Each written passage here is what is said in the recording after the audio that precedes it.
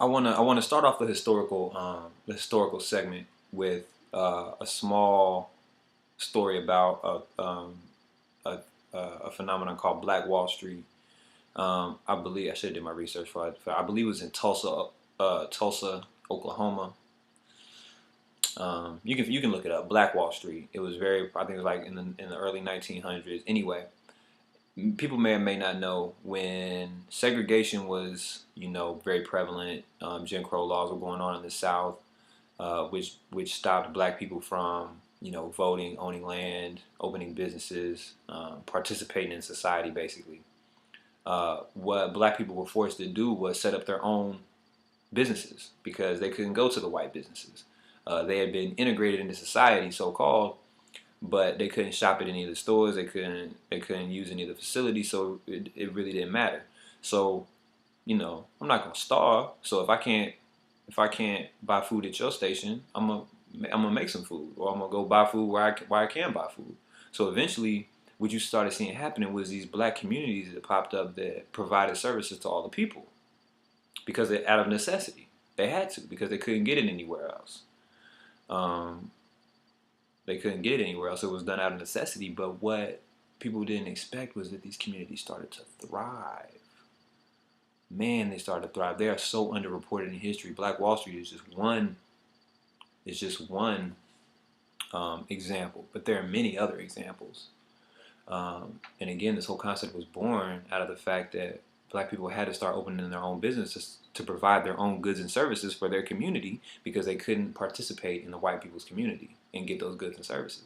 And as a result, they thrived. Not only did they thrive, they created some very wealthy societies, Black Wall Street being one of them. Long story short, this community got so successful that it ended up getting burned to the ground in a race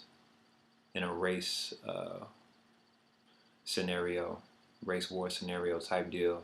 Basically, there was some justification made. This man looked at my wife, arrest him, burn the niggers' village down. That's what happened.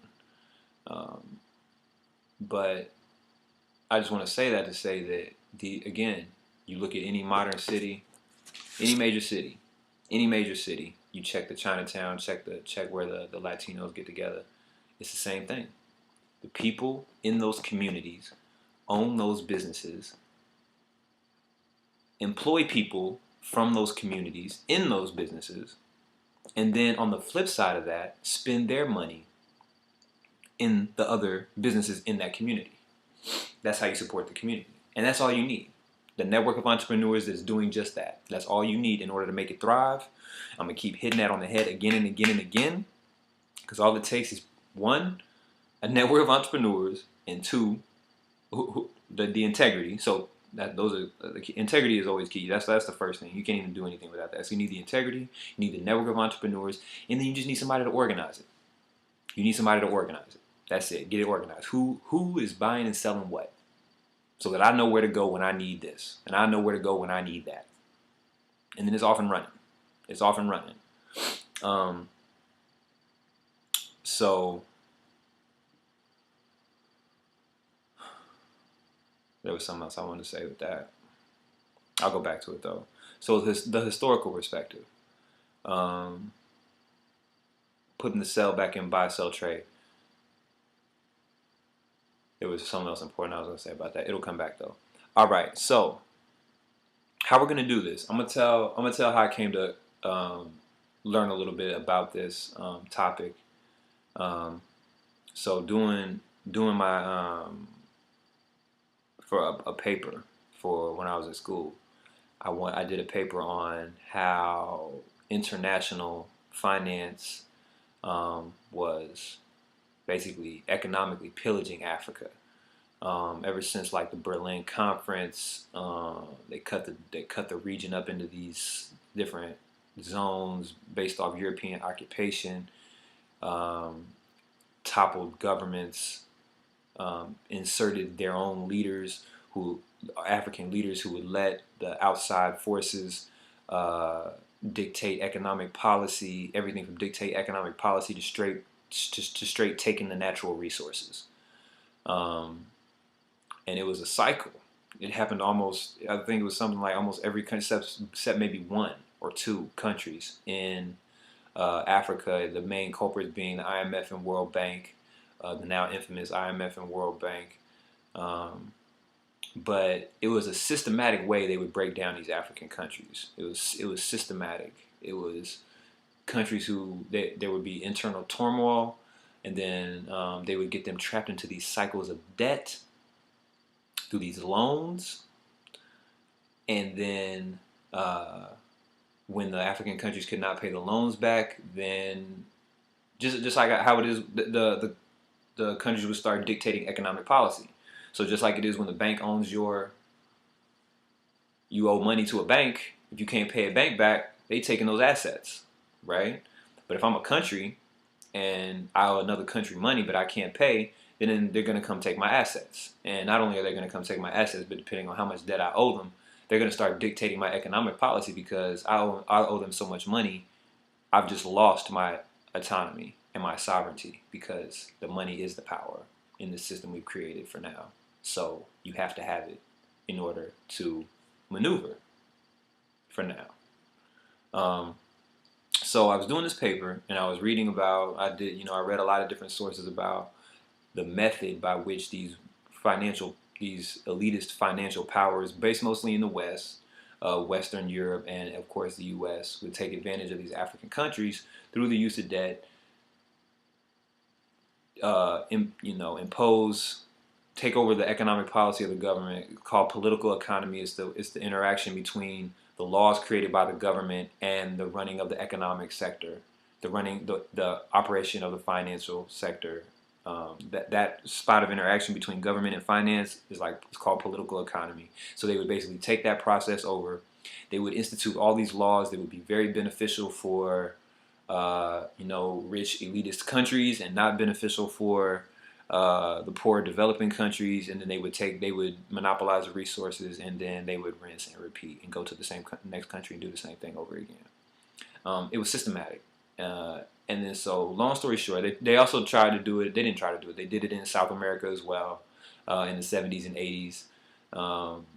Flipped those governments, put in these different economic systems. Free trade. Oh, the big beast, free trade. Because the thing is, free trade is beneficial if you're up and running, well organized, highly powerful economy. Free trade is great. If you're a developing economy, free trade is bad. You know what I'm saying? That's the same reason we're going to get into it. But a small explanation of it is why Walmart wipes out the mom and pop stores. They're just two levels of competition. As a customer, you're going to go where you're getting the best deal. Mom and pop, you're going to support them, but if Walmart comes in the neighborhood, you may still shop at mom and pop, but not as much.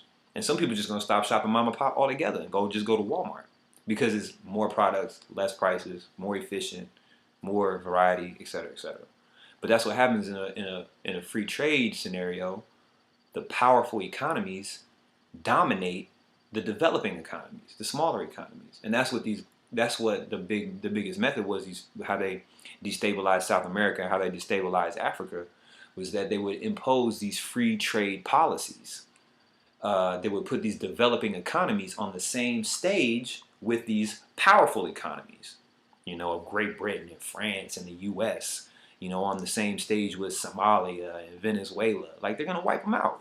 They're going to wipe them out because they have more resources, they have more money, they've been in the business longer, and not only that, they're going into it with an intent to rob you blind anyway, and they're more powerful in a game where money is power. In the game where money is power, whoever got the most money and resources, they making the rules and they doing what they want to do. So that's what the free trade thing was about, and that's how they were destabilizing these countries.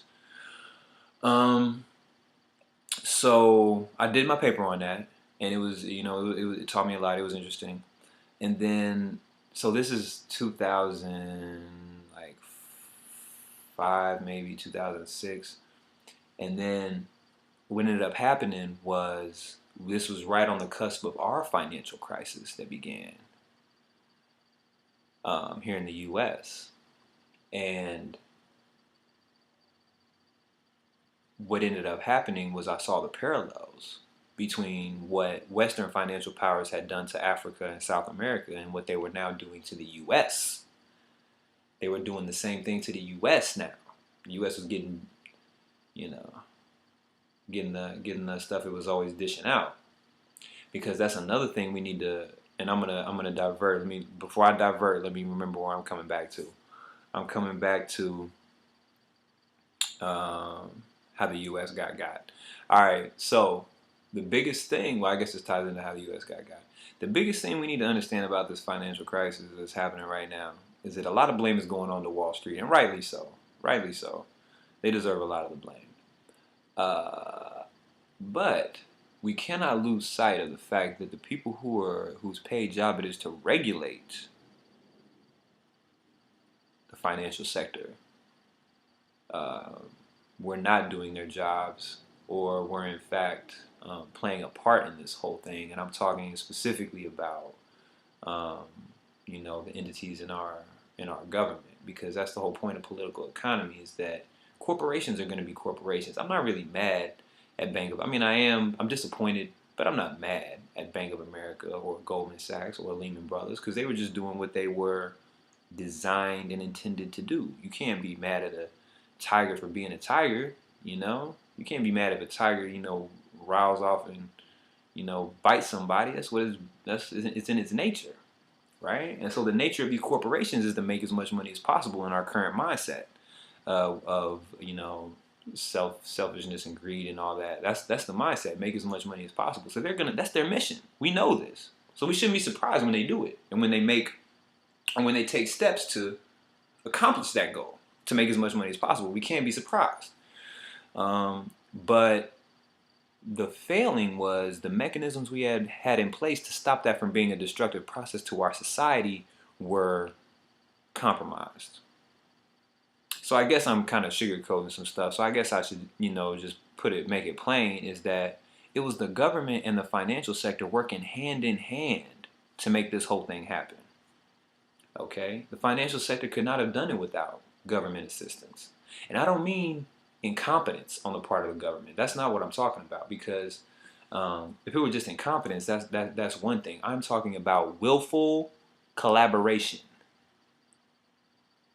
Willful collaboration between certain entities in both of these networks that work together so that the corporations could do their thing, and then the entities responsible for regulating those entities, were rendered ineffective. Okay, I don't think I'm making that clear enough. They could not. It was not just a case of incompetence in the government looking the other way, because how do we know that? Because regulations were put in place. Okay, the regulators were regulating, but they were regulating on the side of big business. They were supposed to regulate to balance, keep things balanced, and to keep things fair, and to keep things just. That's how you're supposed to regulate. But they were regulating so that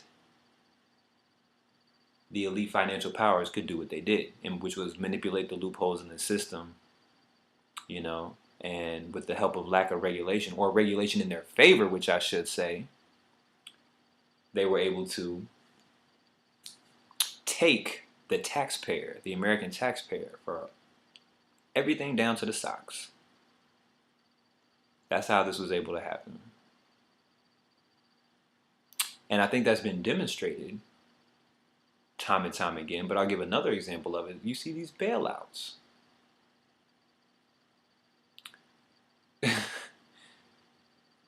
Those bailouts a few years ago were ridiculous. Because you ended up giving billions and what ultimately ended up as trillions. A lot of people don't know that. A lot of people think it was just that first $700 billion that they came and got. After they came and got that, that was the inch that gave the mile. It ended up in trillions. Okay? Once we gave those trillions to the same exact people who are responsible for the situation in the first place, without changing any of the mechanisms that created the situation in the first place. Nothing changed. There was no more accountability with the regulation. The people in power were not removed. We shall continue.